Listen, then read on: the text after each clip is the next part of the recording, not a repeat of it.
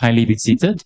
Once again, let us recollect the kindness of the triple jewels, and with a full gratitude in heart, let us all place our palms together to request Geshe to give teaching according to the well wishes and capacities of the students. Geshe, kindly give us a teaching.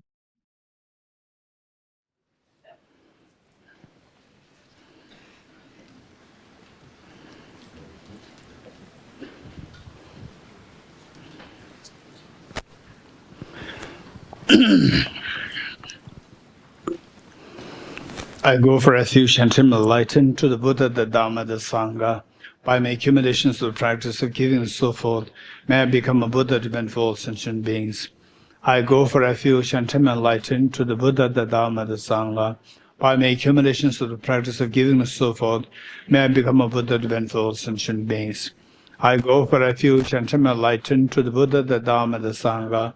By my accumulations of practice of giving and so forth, may I become a Buddha to benefit all sentient beings. Sanje Juda Soge Chonam Lai Chancho Pado Dane Gyalso Che Dage Jinso Kebe Sonam Ge Chola Penjre Sanje Drupara Isho Sanje Juda Soge Chonam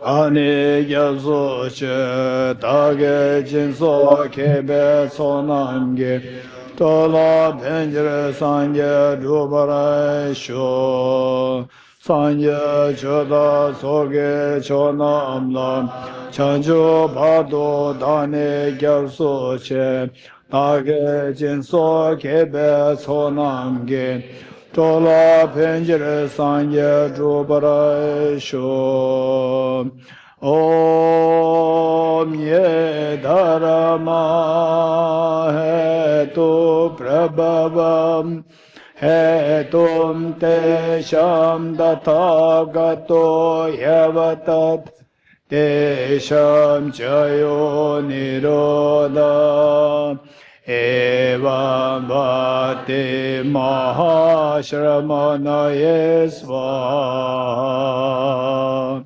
Om Ye Dharma Hetu Prabhavam Hetum Tesham Dathagato Yavatat Tesham Chayo Nirodha Evam Bhati Mahashramanaye Svaha Om Ye Dharma Hetu Prabhavam Hetum Tesham Dathagato Yavatat Tesham Chayo Nirodha Evam Bhati Mahashramanaye Svaha.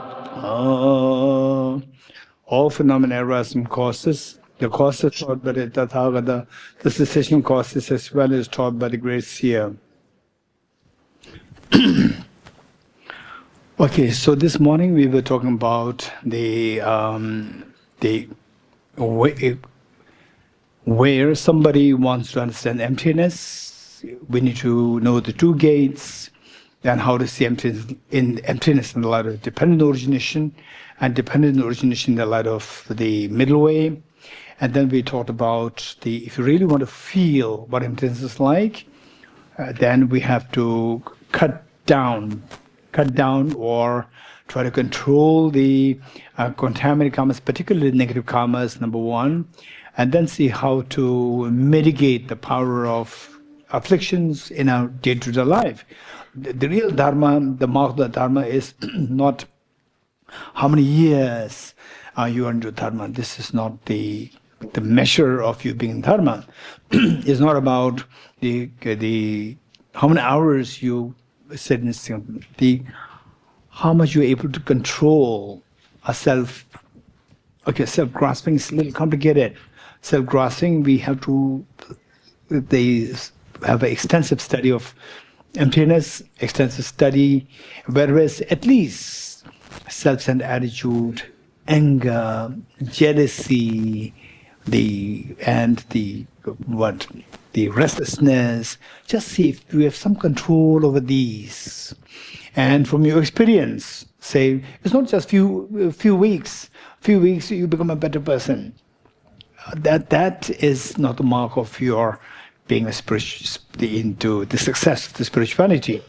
Instead, with the years, it must be testified with years of your stability. In years, you see that you're growing within a span of 2 years, 3 years, 4 years, 5 years, 10 years. You say, okay, now I see that earlier. So at one point, this is my mental state. Now I can see that I'm more stable, grounded, and even my family members, they see me very different.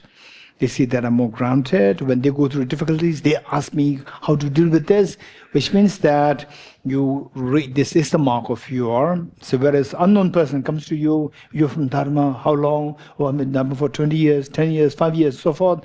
And then, you must know a lot, please teach me this, and you will teach something. And the person gradually sees that you're a very angry person, short-tempered person, and could not control, one's intelligence. Oh, then they will give up. We are doing great disservice to Dharma instead of service. So this is where we need to, just as we go along the path, just try our best to get some kind of transformation with respect to your actions, day-to-day actions, your relationship with the parents, with your relationship with the family members, with relationship with your colleagues and so forth. Just see if there's some change happening. And deep inside, you become a happier and happier and a happier person. If that is happening, this is a mark of the success of your Dharma practice. And more precisely, when you encounter with difficulties, then instantly the blame goes to the two demons inside, self-grasping and self-centered attitude. So if the blame goes to these two demons inside, rather than he is the problem, she is the problem, that is a problem, this is a problem, so the blame goes outside. Yes, it's not that outside is not to be blamed, but the real blame goes to the two demons inside. And how do you know that? With a similar situation, just try to say whatever little experience of emptiness that you have gained, just sit. And with the situation, which is easy to trigger, arouse, anger, attachment, and so forth, just sit and meditate on whatever little experience of emptiness that you have. Try to meditate on this and see what is your reaction. Instantly, the mind withdraws from aggression, involuntary pull, involuntary push, involuntary, just spontaneously, the mind withdraws. You could feel it. And then you see that with a similar trigger, again, you think of the compassion. Again, the mind withdraws from the indulgence. I remember His Holiness one time says that then I just very strongly felt that is purely His Holiness's personal experience. He will never say it's my experience. One time His Holiness said that if the bodhicitta practice, if this is quite strong, afflictions will be under control. Afflictions are primarily is about a self-centered attitude, and then manifesting in form of anger, attachment, jealousy, and so forth. These will not arise. I was so fascinated. This purely, I don't see this in the text. This purely His Holiness's experience. This is what His Holiness said in a very assertive way. So these are the great treasures and precious, the pit instructions for us from His Holiness, great teacher like His Holiness. So this is what we need to remember. So with this, then the next part is about what exactly is emptiness. So this we have to quickly go through this. So that there are many presentations of the reasonings, the syllogisms to explain, to highlight what emptiness is. So where is the basic syllogism that we employ, which Bodhisattva Shantarakshita they employed and which all the great teachers across the traditions they employ is the reasoning, the four essentials. Whether explicitly or implicitly, many of the reasons to establish emptiness will boil down to the reasoning of the four essentials. So let me quickly refresh the understanding of the four essentials, and because that from there you all know what the four essentials are. Anyone? What's the first essential? Okay, Laura. Okay, our young man, he's tired. Mike will. Yeah, we could go to get it.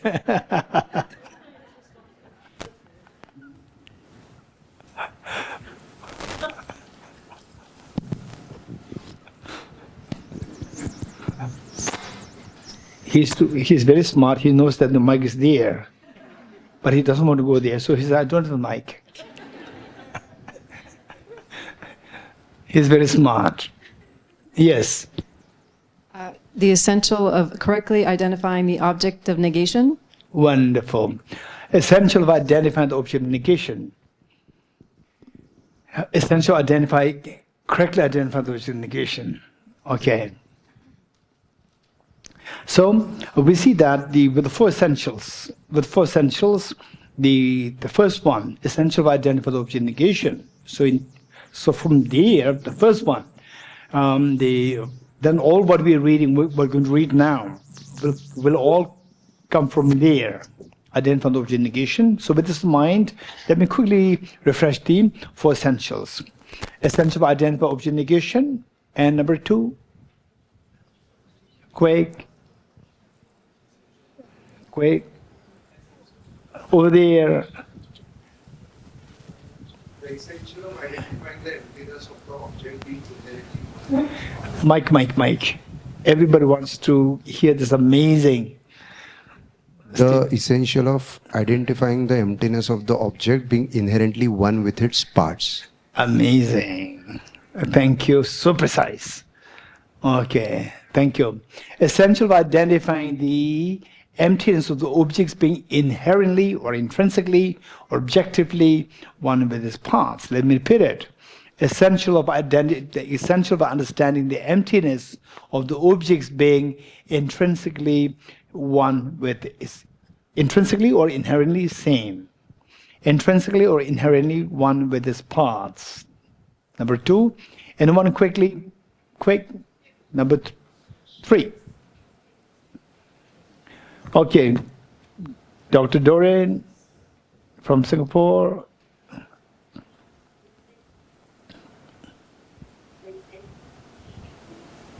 Manvik. Oh, he can run.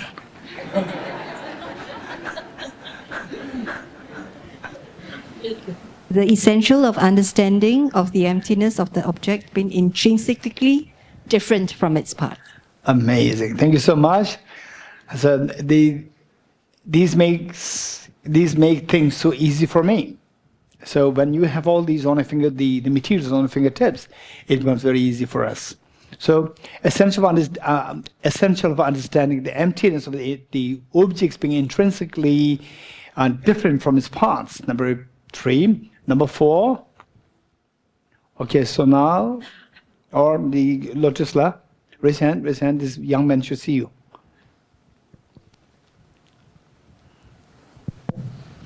The fourth one is the essential of understanding the pervasion that anything which is being empty, anything which is one with its parts or different from its parts. Anything which is intrinsically empty or being one with its parts, intrinsically being one with its parts, and or intrinsically different from its parts, should be empty of objective existence. Perfect. Thank you. Or only subjectively existent. Okay, don't add too much. If you add more, it'll be dilute. You're right. So what the Lotula said is just perfect. Just perfect, because if you add the next one, many people will throw more debates on you. You're getting it? Debate like what? Is emptiness? Is emptiness affirming negative or non-affirming negative? This debate will come. You're getting it? So to make sure that the people don't attack you.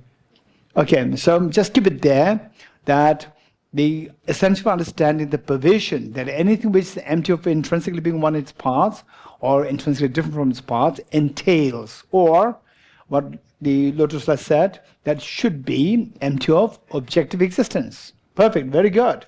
Okay, having said this, now we are reading the text. We're reading the text. Before we read the text, we have to see the connection. What we are reading versus the four essentials. From the four essentials, the first one, essential for identifying the object of negation. And this is very important.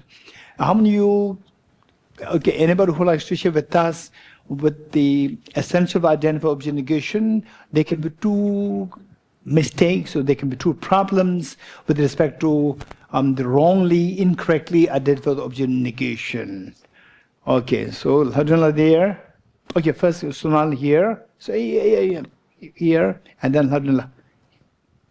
Over-identifying the object or less identifying? Okay, over-identify the object or less identify the object, and Hadranla. Maximalist redundancy or minimalist inadequacy. Okay, this is very precise. Thank you. What Sunal said is just perfect, and Hadranla made it. The words means both perfect. Maximalist redundancy and minimalist inadequacy. Okay, those who are new, just note it down and then later discuss with the seniors. Maximalist redundancy and minimalist inadequacy. Now let me quickly explain this part. What we're reading is all about that. Maximalist redundancy. Okay, is there anybody who likes to explain to us what do you mean by maximalist redundancy? Anyone? Okay, here, then Samsala there. Geshe, unnecessarily identifying too much of the object to be negated.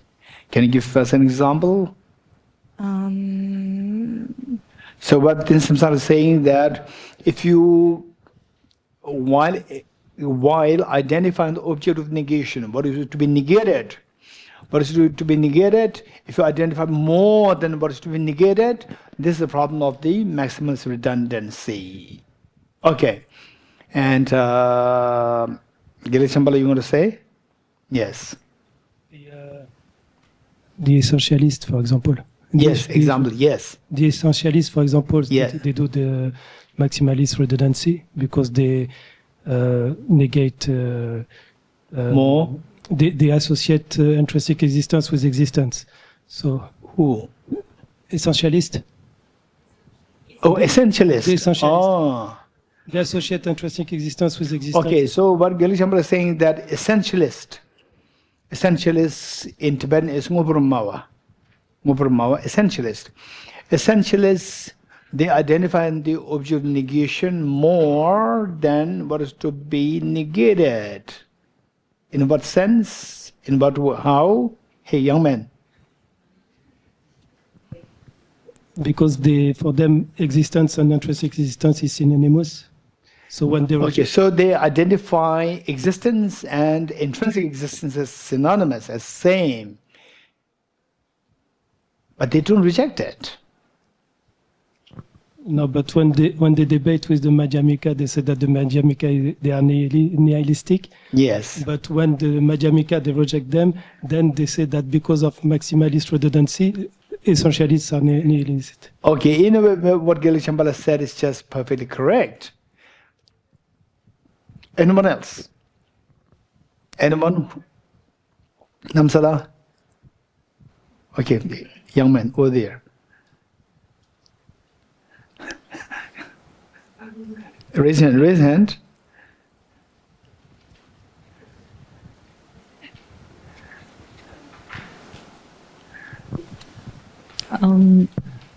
Geshe, the example I could think of is if we were to have an audience with His Holiness And if the security guards were supposed to negate only the terrorists, to stop the terrorists, but then the security guard ends up stopping everybody.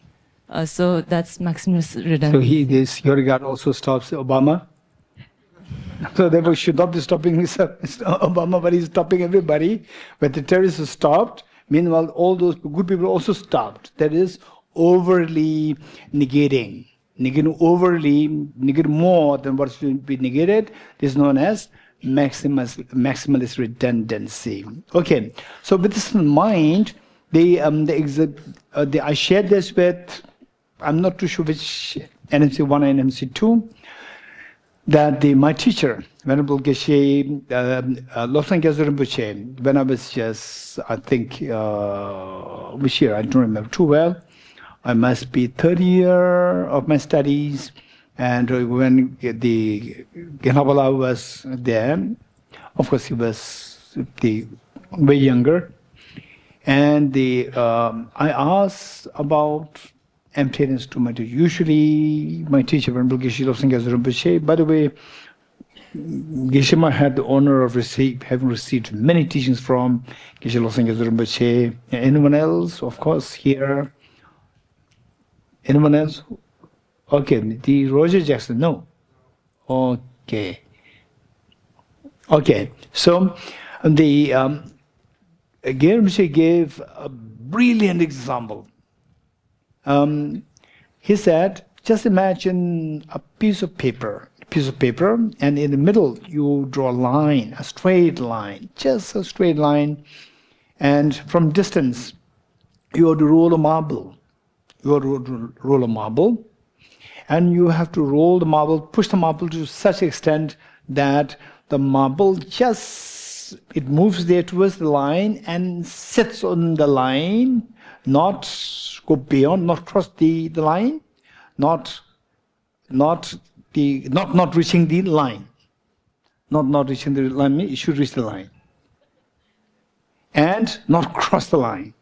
So in other words, it should just go there, reach the line and sit there. So if you go beyond this, it is maximalist redundancy. And if you don't even hit there, it's minimalist inadequacy. So this is a problem. So emptiness is where you don't think that you have a force and you just push it too hard, it will cross the line.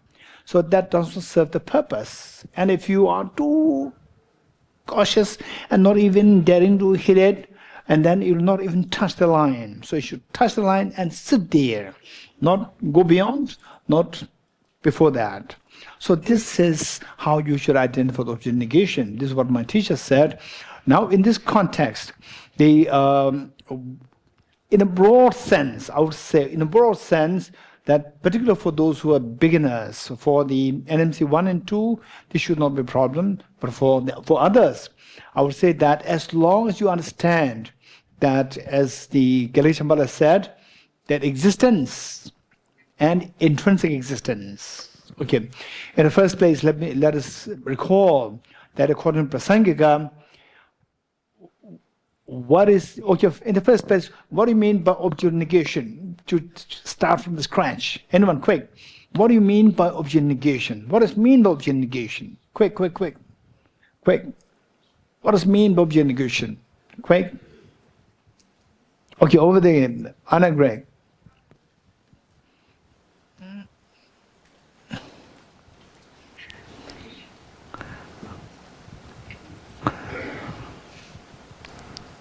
The object of negation is the object that you are trying to negate during meditation. So if I was meditating on the self, I'd be looking for the strong sense of self, the objective self, the sense of I. Okay, so what Anna is saying is that when you are meditating on emptiness, when you say emptiness, you say empty. Empty means that you are negating something. It's empty of something. You're negating something. So that is the meaning of object negation, not just negate anything in the context of meditation. Emptiness, You are meditation on emptiness, studying emptiness, contemplating on emptiness. You are saying that something is empty. It is the object is empty of something. So that something which this object is empty of is known as object negation. For example, let's say that in this hall there's no tiger. What's object negation? Tiger is not object negation. Tiger exists anywhere. It exists. You cannot negate it. Okay, I will ask this to Neha. What is object negation of in this hall? In this hall, there is no tiger. Neha. Okay, in the Neha. hall. Say it again, Neha. Yes. The tiger not being in the hall. Tiger being in the hall is negated, or not being in the hall is negated. Okay. Okay. Let's say Shweta. Shweta.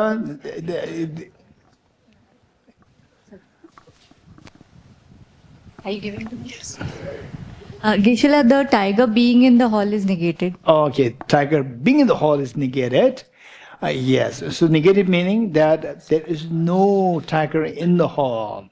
So, the outcome of that is absence of tiger in the hall. What Neha said is the outcome. Outcome. Oh, there's no tiger in the hall. This is the outcome. What is negated is the presence of the tiger in the hall is negated. So, present. Likewise, when you say empty, emptiness of the self, emptiness of others, when you talk about this, what are you negating? You are negating something. What are you negating? When you talk about emptiness, okay, now we know what is the meaning of object negation. The next is, what is object negation? Now, having known the meaning of object negation, what is object negation in the context of the emptiness? Anyone? Okay, here we have, this is Nubala. The mode of existence, Geshe-la. Mode of existence. Okay, and you will get only one chance. Anyone else? Anyone else? Okay, Minla, Min. Over there, right? Raise hand. Wow, he's become very fast now. Geshe-la, the object of negation is the object, negation of which will lead you to emptiness. Okay, this we've understood. Now precisely what it is. What is it? Is it the table to be negated? Or the what is to be objective negated? existence of the table. Objective existence. Okay, well, in the context of emptiness, how many agree with Minla saying that what is to be negated is the objective existence? For example, in the context of emptiness of the table, we say the objective existence of the table is the object negation. Makes sense? Okay. So with this, now the next question is, what does it mean by objective existence? Okay, here, objective, to make it very quick, objective existence, inherent existence, intrinsic existence. Essential existence. Huh? Essential existence. Essential existence. Essential existence. Okay, she read the book. No. Essential existence. Okay. Essential existence, very good. Anything else? True existence? Absolute existence? Ultimate existence? Independent existence? Very good. All these are synonymous. All these are synonymous. Very good. Now, the next question is, what does it mean by intrinsic existence? Considering all these as synonymous, but let's just pick one, intrinsic existence or essential existence or objective existence. What does it mean by objective existence? Anyone? Very quick. What does it mean by objective existence? Okay, David. David, raise hand, this young man. Over there.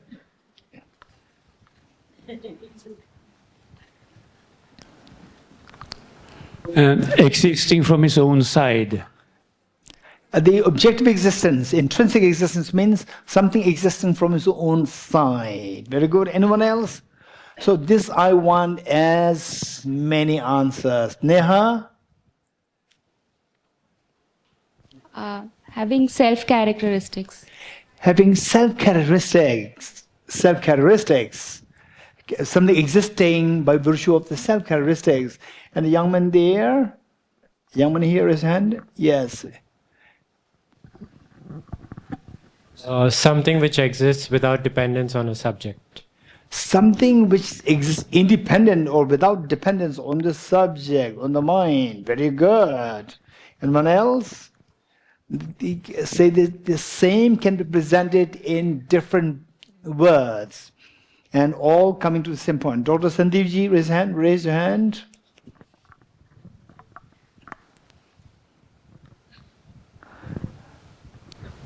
Existing independently without causes and conditions.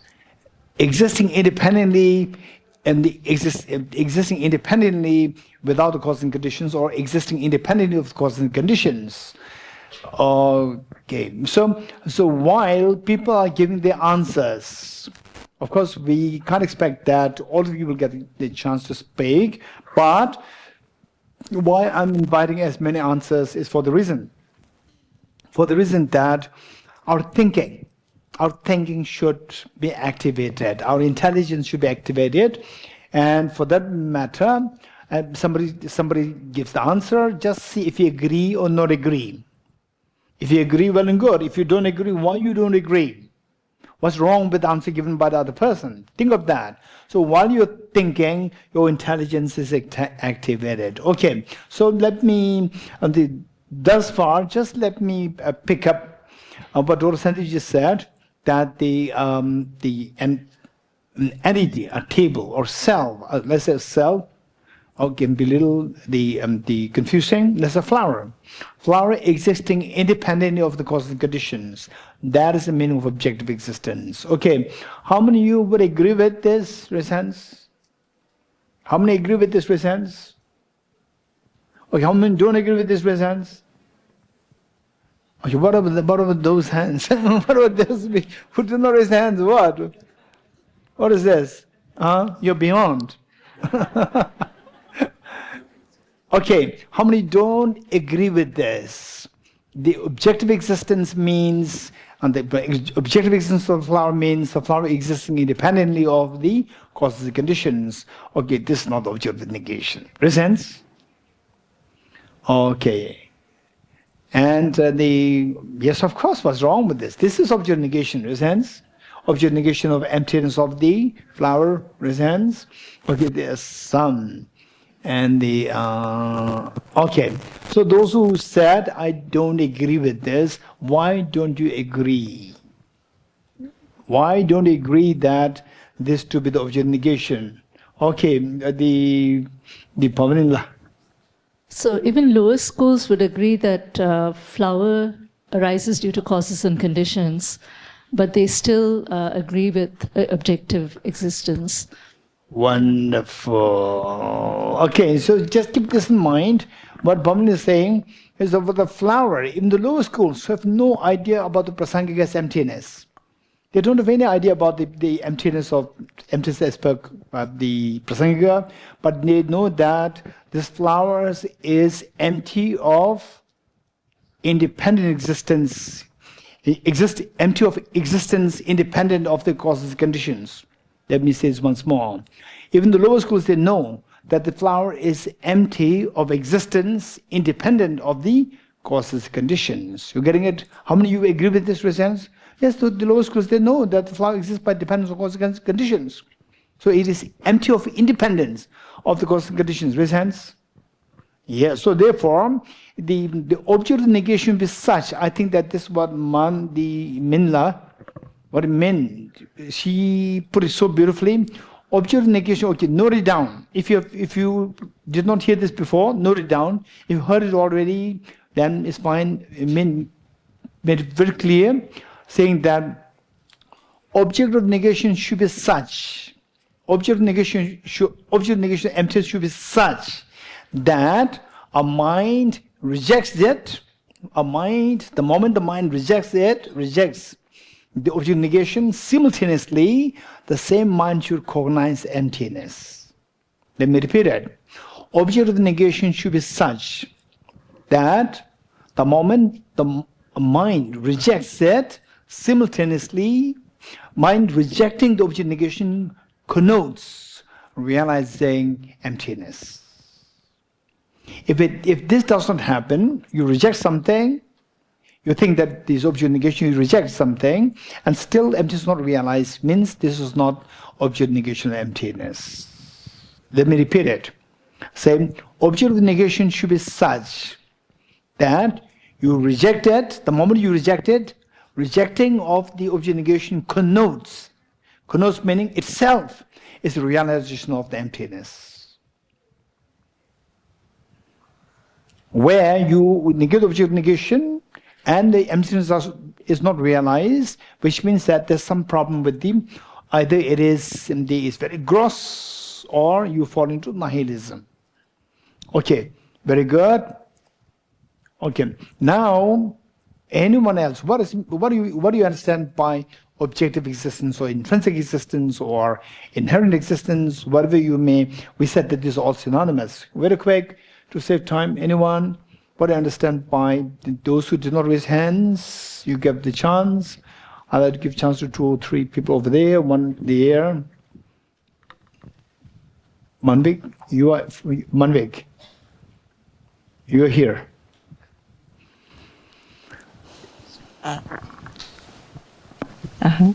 Здравствуйте, Гешала. Это истинное существование. Okay. I give it to Alex. Venerable Geshe, true existence. True existence. Oh, that's the target answer. Objective existence is true existence. Absolutely, I fully agree with you.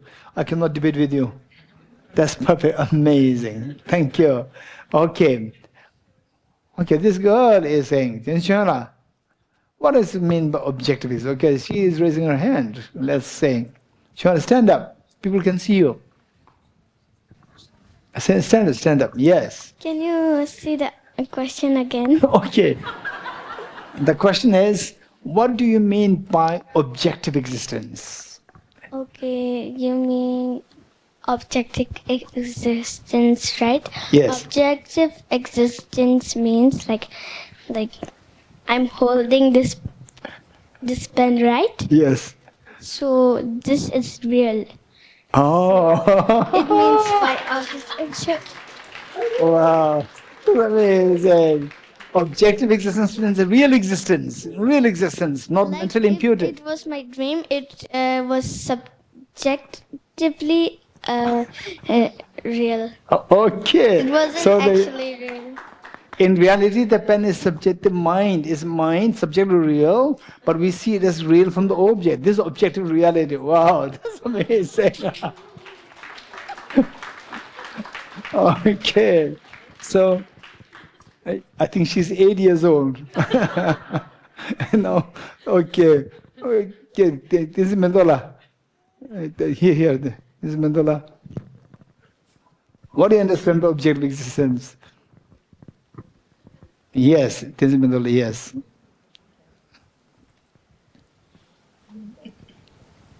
Objective existence is the existence of an object from its own side, like it is not dependent on the mind to exist, like the subject to exist. Amazing, wonderful. An object existing from its own side, independent of the mind, independent of the mind. That's the meaning of objective existence. Okay, we have the Bentizing Sela and Atiti, then we will move to the actual text reading. Yes. Geshe, objective existence is an object which can withstand ultimate analysis. Okay, this is complicated.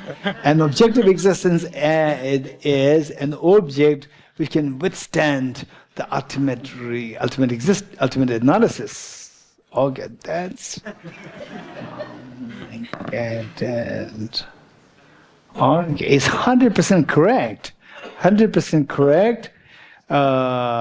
Okay, so those who heard it for the first time, just make a note of that.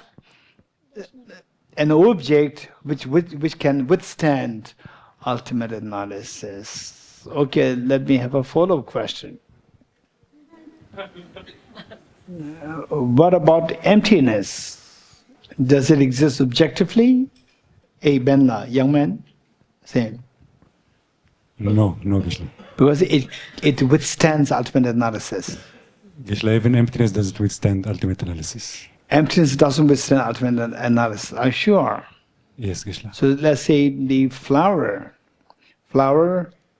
What is meant by flower not withstanding ultimate analysis? That when the mind employs the flower to ultimate analysis, then the ultimate analysis does not find the flower. The ultimate analysis doesn't find the flower, but the ultimate analysis finds emptiness. Yes. It finds emptiness. So emptiness withstands ultimate analysis. So Geshe, the object of this mind was the flower, not emptiness. So what I'm saying, analysis was on the flower, not on the emptiness. So, but it withstands. So this analytical mind which analyzes the ultimate. So the emptiness comes to that mind. Emptiness of the flower. Yeah. So let's say that the non-dual wisdom of emptiness of the Arya beings, which sees emptiness directly. So what's the object of this? What's the object analysis of this mind? It sees emptiness of all phenomena, including emptiness. Yeah. So emptiness is the object analysis of this mind. Yes. And emptiness is seen by this mind. Emptiness is not seen by this mind. Emptiness of emptiness is seen by this mind. Okay, emptiness is not seen by the mind, which means this mind does not see all the emptinesses. It sees all the emptinesses. All emptinesses. All emptinesses. So even the emptiness as the basis of the emptiness, even that is also seen. Emptiness of emptiness. So emptiness of emptiness of emptiness also is seen. Yes. Yeah, that's what I'm saying. So emptiness, the first emptiness is seen. Second emptiness is seen. Emptiness, 100 times is seen. Yes. All seen, including the first one. Including the first one. Yes. So therefore, the first one withstands the ultimate analysis. So if you're so the mind which sees the emptiness, mind which sees the emptiness, that also sees the first emptiness. Not as existing ultimately, no. No, it does not see it in the eyes of ultimate analysis. It does not see the first emptiness. It should be seen because it's emptiness. Because this is a mind which sees the emptiness of all phenomena. So every phenomenon that it looks at, it will see the emptiness of that phenomenon. So whatever is the emptiness should necessarily be seen by this mind. You agree? Yes. So therefore, that emptiness, which is the basis which this mind analyzes, takes as object of analysis, even that is also seen by this mind. I surrender for now. Okay. So okay. So this discussion. So the beginners, you may feel a little lost. Don't worry. So I'm checking how far he can go, and Benla is quite smart. Okay, next Vijayla, young man.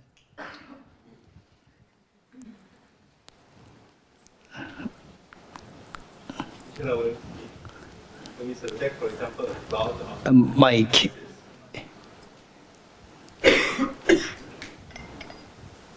Subject, for example, a flower to ultimate analysis, the flower disappears. The flower is not found, and the non-finding of the flower, we call that the finding of emptiness of the flower.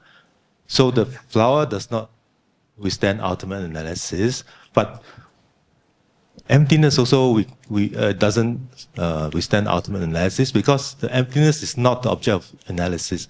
The object of analysis of this mind is flower. Okay, for the many of us, I would say more from NCC, NCC or NDC. So what we're discussing, you may see that this is, I could not follow this discussion. Don't worry. Okay, Bendazing Sela. What Vijayana said, what you said, these two identical? You think so? You do not listen? I listened. You were prepared for the next question. I was writing the. Yes, this is why I'm saying that you could not hear what he said. what two of you are saying just identical. You're getting it? So the so 4 questions allowed, not allowed? Allowed. Okay.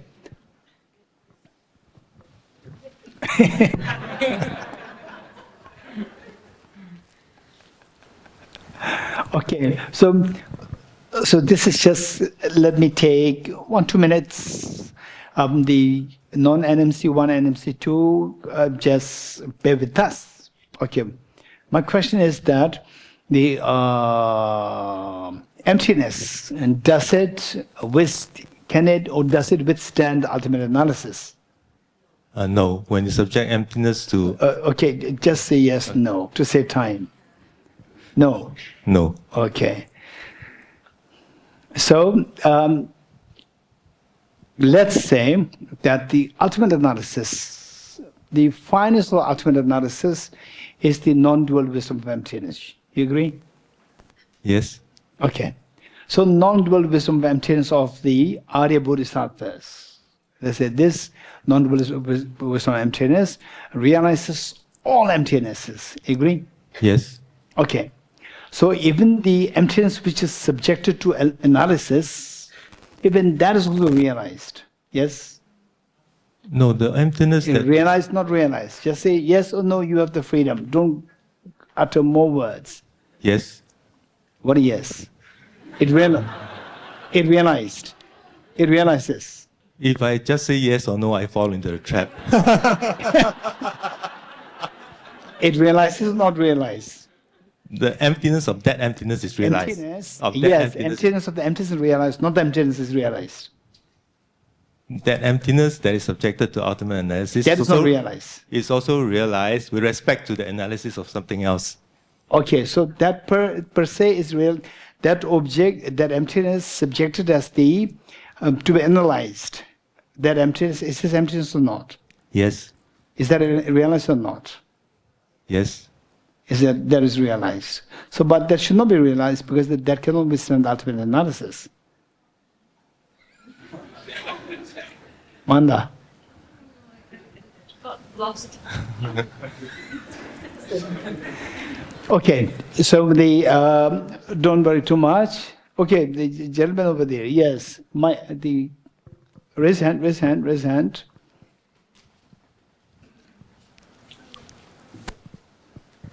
And Geshe, I think the first emptiness you mentioned is realized on the conventional level, and the emptiness of emptiness is on the ultimate level.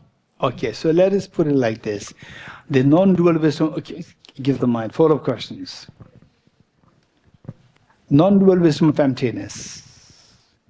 So, okay, in the first place, we have to check whether the 2 of you are in the same boat. That do you accept that emptiness withstands ultimate analysis or not? No. It does not withstand. Nothing withstands ultimate analysis. Correct. What are you saying?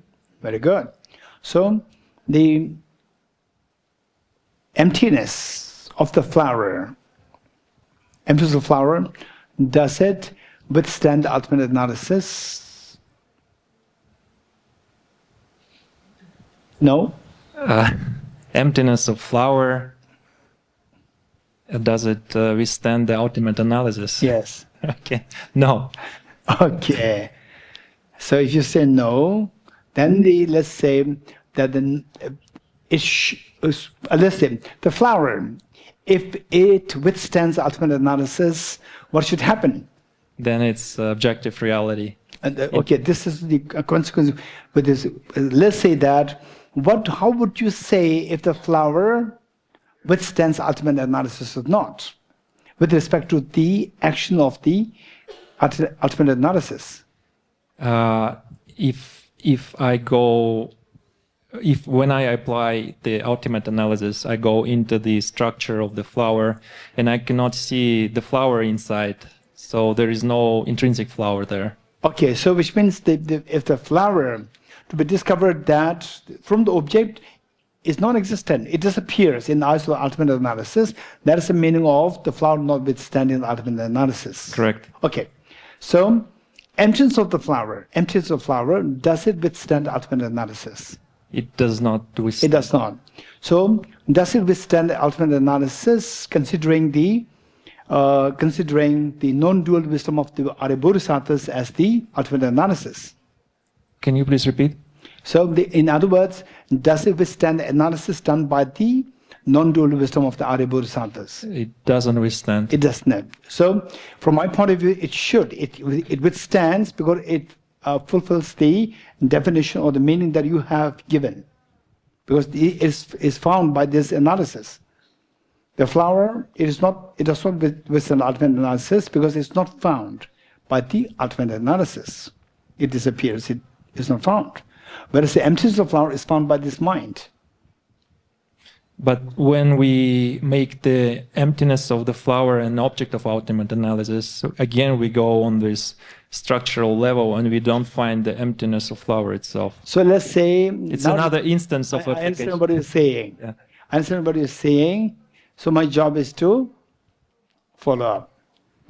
So the same emptiness of flower as the object of analysis, like the flower object analysis. So you said that it can withstand the ultimate analysis. So what I'm saying is that even that should be, the emptiness of flower as the basis for the basis of the analysis of the ultimate analysis, that the emptiness of flower should withstand because this mind finds it. But it finds it in another instance of application of ultimate analysis. analysis. It's not another instance, it's the same instance. Same instance. Because the same mind cognizes the emptiness of all phenomena. Whatever's emptiness should necessarily be cognized by this mind. I surrender, Geshe.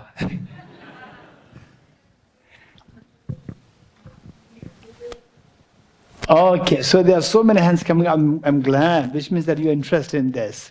Okay, so now let us continue.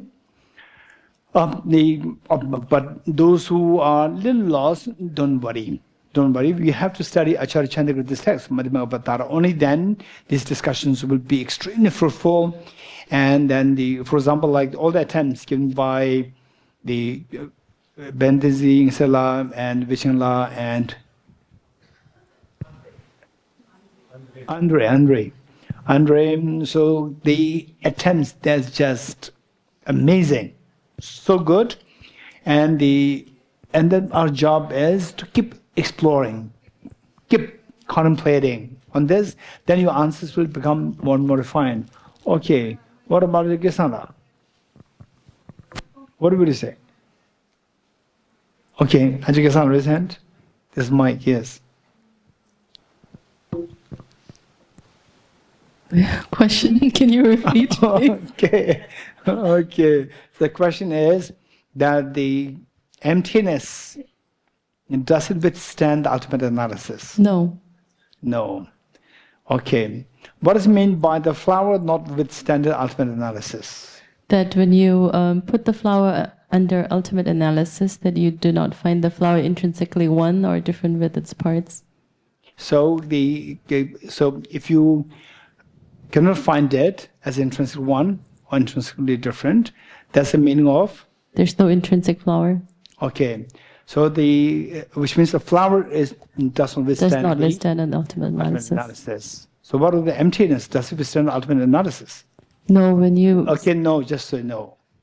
Then follow will come. No. So the emptiness of flower, it doesn't withstand ultimate analysis. So when subjective analysis, even that will also disappear. Yes, you find emptiness of the flower. Very good. Now, with the non-dual wisdom of emptiness, when you to this mind, when the emptiness of the flower is subjected to this analysis, does it find it or not? It finds the emptiness. Very good. It finds the emptiness of the flower. Yes. So therefore, it withstands ultimate analysis. No, but that does not mean that it withstands ultimate analysis. For it to withstand ultimate analysis, you have to put it under further ultimate analysis. So this is what I'm saying. So subjecting this emptiness of flower as the under the analysis, ultimate analysis by this non-dual wisdom of emptiness of the Arya, of the Bodhisattvas. So there, what is the object of analysis? Ultimate analysis is emptiness of flower. Right. It's a non-affirming negative. So that is the object of the ultimate analysis. So is found or not found? To be found, it has to be a positive phenomena. Oh, sure. So emptiness of flower, is it a positive phenomena? No, it's a non-affirming negative. This is not my question. Is it a positive phenomenon or not? No, it's not. It's not. It should be a positive phenomenon because it is found by the ultimate analysis. No, we find that the non-affirming negative. This is not my question. Emptiness of flower, according to you, it should be a positive phenomena because it should not be a positive. This is what I'm saying. I'm taking you to the absurdity. I'm pointing to the absurdity. The absurdity number one. You have to accept it because it is found by the ultimate analysis. So what you said is that the ultimate analysis will not find it. If it finds it, it should be positive phenomenon. This is your assertion. No, I did not say that it should be positive. No, I said it's a non-affirming. If it is found, if it is found by ultimate analysis, it should be affirming, it should be positive phenomenon. This is your position. Yes, no? No. Huh? All these people are the judge. They are the witness. So what, you said something, if it is found, it should be positive. What do you mean by that? Say it again. I surrender. Okay, so $10.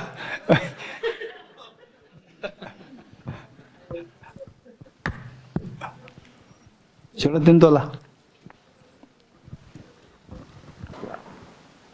Keshla Testele, Namshi Grecho me what picture to, Tende Milu Tonga Samini, Nishe Yuki Zindang Queen Shigna, Tawe Chepazowa. That's why I think ultimately when you reach the non-dual emptiness, you are at the end of your analysis. Okay, at that point, the analysis is complete. And that's complete. That's amazing. Follow-up question. Okay. Okay, Manla. Okay, finally, Manla, yes. Here. Yes, Geshe. So what was the question that you wanted to ask? Okay. Enters a flower. Does it withstand the ultimate analysis? Yeah. No. So nervous now. It doesn't withstand ultimate analysis. Why not?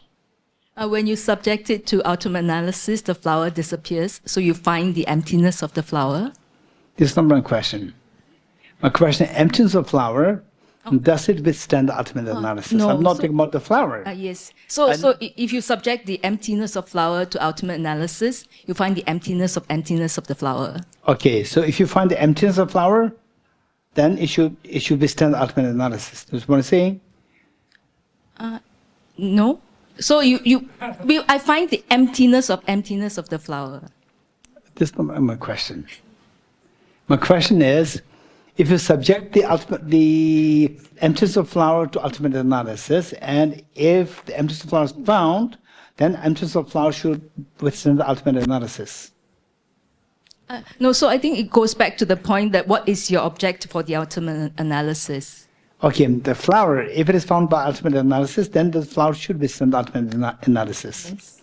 Likewise, emptiness of flower, if it is found by the ultimate analysis, it should withstand the ultimate analysis. No, that's just the ultimate truth. Okay, so the emptiness of flower, does it withstand the ultimate analysis? Yes. Doesn't. It does not. Yeah. If somebody says yes, what should be the problem? If somebody says yes, then it means that the essence of that is the emptiness of the flower is there. Okay, so when subject to ultimate analysis. For the flower, if the flower is found by the ultimate analysis, why should that be the meaning of and withstanding ultimate analysis. That means when you use the mind of ultimate analysis to analyze whether there's something that exists on the flower itself, and you go near to the flower and subject it to ultimate analysis, you can actually find something that's the flower there. Okay, so which means that if you find something as a flower, then the flower should withstand the ultimate analysis. This is meaning. Yeah. So whereas if you find something, then that should withstand. If there is a case, then even the emptiness of the flower, so that is found by the ultimate analysis. Yeah, so even if that is used as the object, the basic object of analysis, ultimate analysis should be able to find it. yeah. Yes, So no. when you Yes, subject no. the emptiness of Yeah. flower, Yes. no, Okay, it's not found. no, it's not found. So so is that emptiness or not? Emptiness of flower, which is used as the object of analysis for the ultimate analysis, is that emptiness of the flower? Is that emptiness or not? That is emptiness of the flower. There is emptiness. Yeah. Not only emptiness of flower, it is emptiness. Yes, Okay. no. Yes. If it is emptiness, it must be seen by the non-dual wisdom of the Aryas. Okay. It should Yeah, be seen so- by that. yeah. It should be seen by that. Yes. So, even if that is used as the object of analysis by the non-dual wisdom, it should be able to see that. Yeah. If it sees that, using that as the object to be analyzed, so that should withstand the ultimate analysis. Yeah, so actually, I was just thinking in the non-dual wisdom of emptiness, seeing nothing is seeing the supreme. So this is they the- also see just emptiness. So you are just digressing me. Okay, good. Okay, good. I'm glad. Say 12:36. Okay, we stop here. Phage tuje shage re so chon shenge me to de ye bon jom ba serge nembo tabo jebe ko shage yebo kyala cha se lo oh mone mone mahamona swaha mone mone mahamona swaha mone mone mahamona swaha mone mone mahamona swaha mone mone mahamona swaha mone mone mahamona swaha. Okay, so what exactly is this debate which is happening right now? Some of us, we must have felt lost. Don't worry, I'll explain the gist of that in the next session. Okay, 3 sessions together.